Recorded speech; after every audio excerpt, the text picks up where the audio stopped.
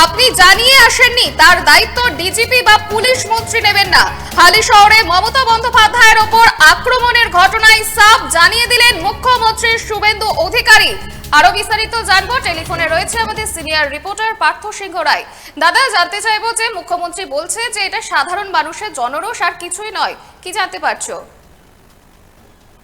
কালকে প্রাক্তন মুখ্যমন্ত্রী মমতা বন্দ্যোপাধ্যায় যখন মৃত তৃণমূল কর্মীর বাড়িতে আসেন, তারপরে তাকে ঘিরে বিক্ষোভ, তার গাড়িতে কাদা ছোড়া হয়, তার গাড়িতে বোতল ছোড়া হয়, তিনি অভিযোগ করেন এবং তিনি আক্রান্ত হয়েছে বলেন দাবি করেন। তবে এই পরিপ্রেক্ষিতে তৃণমূল কংগ্রেস থেকে বারবার যারা এই কাণ্ড ঘটিয়েছে তাদেরকে শাস্তির দাবি করেছিলেন। কিন্তু আজকে ঠিক পরের দিনই ঠিক মৃত তৃণমূল কর্মীর বাড়িতে কিন্তু রাজ্যের মুখ্যমন্ত্রী শুভেন্দু অধিকারী এসে কিন্তু পৌঁছায় এবং তার পরিবারের সাথে কথা বলেন এবং এসে কিন্তু তিনি পরিবারকে আশ্বাস দেন এবং তিনি সাহায্য দেন এবং তার পরিবারের একজনকে চাকরিও দেন।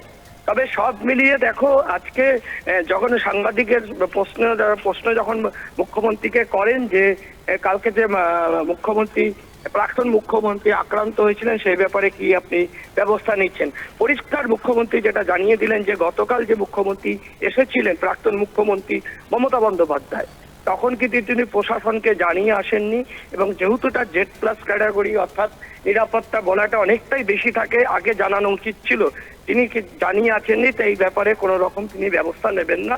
আর কালকের ঘটনায় কোনো রকম বিজেপি কর্মীরা ওর মধ্যে জড়িত ছিল না, এটা সাধারণ মানুষের জনরোষ বলে দাবি করেছেন মুখ্যমন্ত্রী। তবে প্রাক্তন মুখ্যমন্ত্রী কিন্তু বারবার বলেছিলেন যে তিনি আক্রান্ত হয়েছিলেন, বিজেপি কর্মীদের দ্বারা আক্রান্ত হয়েছিলেন। কিন্তু আজকে সেই অর্থাৎ গতকালও বর্তমান মুখ্যমন্ত্রী শুভেন্দু অধিকারী অর্থাৎ এই তৃণমূল নেত্রীর যে দাবি সেটা নস্যাৎ করেছিলেন। আজকেও ফের ওই মৃত তৃণমূল কর্মীর বাড়িতে এসে মুখ্যমন্ত্রী কিন্তু এই তৃণমূল নেত্রীর কথা কিন্তু নস্যাৎ করে দিলেন, অভিযোগ কিন্তু নস্যাৎ করে দিলেন। তিনি পরিষ্কার জানিয়ে দিলেন কালকে যে মুখ্যমন্ত্রীর কনভয় বা মুখ্যমন্ত্রীর গাড়ি লক্ষ্য করে হামলা হয়েছে, সেই হামলার পিছনে বিজেপি কোনো কর্মীরা ছিলেন না এবং বিজেপি কর্মীরা দায়ী নয়।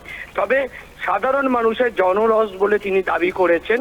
তবে আরেকটা কথা তিনি বলেছেন যে যেহেতু মমতা বন্দ্যোপাধ্যায় কালকে প্রশাসনকে কোনো রকম অর্থাৎ না জানিয়ে এখানে এসছেন, সেই ক্ষেত্রে এর কোনো দায়িত্ব বিজেপি বা রাজ্য প্রশাসন নেবেন না বলে শুভেন্দু অধিকারী আজকে জানিয়ে দিয়েছেন। অন্তরা, শুভেন্দু অধিকারী কি বলেছে যদি বলে একটু চালাতে। মুখ্যমন্ত্রী কি বলেছেন শুনবো।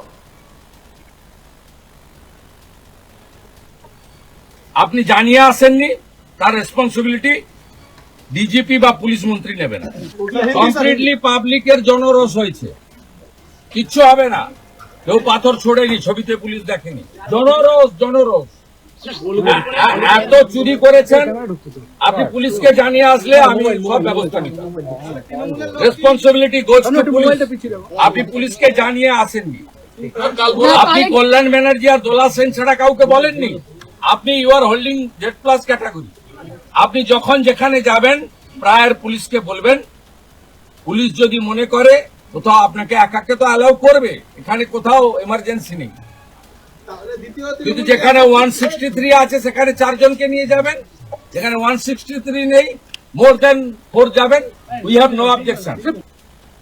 আমরা ফিরবো প্রতিনিধির কাছে। দাদা যেমনটা জানাচ্ছিলেন, হ্যাঁ, তোমাকে প্রথমেই বলি যে আজকে মুখ্যমন্ত্রী কিন্তু পরিষ্কার জানিয়ে দিয়েছেন যে যেহেতু কালকে প্রাক্তন মুখ্যমন্ত্রী মমতা বন্দ্যোপাধ্যায় প্রশাসনকে জানিয়ে আসেননি এবং যেহেতু তার নিরাপত্তা Z+ নিরাপত্তা, সেক্ষেত্রে প্রশাসনকে আগাম জানাতে হয়, সেটা তিনি করেননি। হঠাৎই তিনি তৃণমূল নেত্রী কিন্তু পৌঁছে গিয়েছিলেন মৃত তৃণমূল কর্মীর বাড়িতে।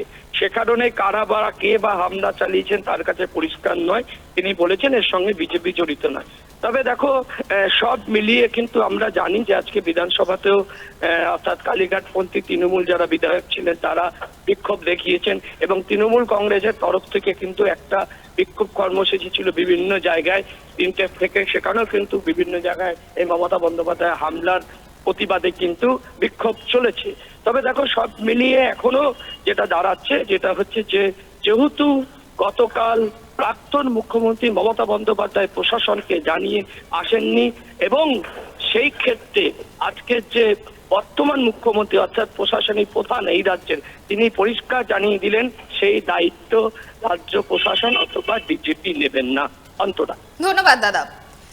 হালিশহরে মৃত তৃণমূল কর্মী বীরজু কেওটের বাড়িতে আজ যান মুখ্যমন্ত্রী। সেখানে পরিবারের সঙ্গে বেশ কিছুক্ষণ কথা বলে এবং কথা বলে বাইরে বেরিয়ে এসে সাংবাদিকদের প্রশ্নে তিনি সোজাসুজি বলছেন যে মমতা বন্দ্যোপাধ্যায়কে বলছেন আপনি জানিয়ে আসেননি, তার দায়িত্ব ডিজিপি বা পুলিশ মন্ত্রী নেবে না। আর এটা সমস্তটাই সাধারণ মানুষের জনরোষ, এতে কোনো কাউকে কোনো বিজেপি কর্মীকেও দেখা যায়নি বলেই সাফ জানিয়ে দিয়েছেন মুখ্যমন্ত্রী। কার্যত আপনি জানিয়ে আসলেন, আমরা সব রকম দায়িত্ব নিতাম বলে সাফ জানিয়ে দিয়েছেন মুখ্যমন্ত্রী শুভেন্দু অধিকারী। এদিন বীরজু কেওটের বাড়িতে পৌঁছে মমতা বন্দ্যোপাধ্যায়কে আক্রমণ করতে ছাড়েননি তিনি। মুখ্যমন্ত্রী বলছেন যে একটা মুখ্যমন্ত্রী শুধু দলের নয়, রাজ্যের, এটা আপনাকে বুঝিয়ে দিয়ে গেলাম। যেটা আপনি করতে পারেননি সেটা শুভেন্দু অধিকারী করে দেখিয়েছে। মমতা বন্দ্যোপাধ্যায়কে আক্রমণ মুখ্যমন্ত্রীর। এদিন হালিশহরে মৃত তৃণমূল কর্মীর বাড়িতে যান মুখ্যমন্ত্রী, পরিবারের সঙ্গে বেশ কিছুক্ষণ কথা বলেন এবং এদিন মুখ্যমন্ত্রীর সঙ্গে ছিলেন সুদীপ্ত দাস, অর্জুন সিং সহ একাধিক কর্মকর্তারা। এবং এদিন পরিবারকে ধন্যবাদ জানিয়েও মুখ্যমন্ত্রী বলছেন যে মৃত্যু নিয়ে কাউকে রাজনীতির সুযোগ দেননি পরিবারের লোকেরা, পরিবার সরকারের উপর আস্থা রেখেছে বলে মুখ্যমন্ত্রী জানাচ্ছেন। আর সেই সময় সাফ মুখ্যমন্ত্রী বলছেন যে আপনি জানিয়ে আসেননি, তার দায়িত্ব ডিজিপি বা পুলিশ মন্ত্রী নেবেন না। হালিশহরে মমতা বন্দ্যোপাধ্যায়ের উপর আক্রমণের ঘটনায় সাফ জানিয়ে দিলেন মুখ্যমন্ত্রী শুভেন্দু অধিকারী।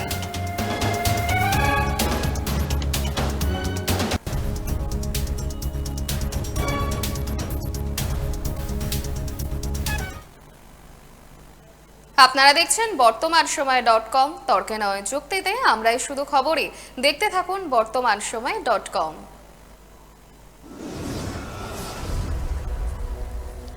আপনারা দেখছেন বর্তমান সময় .com।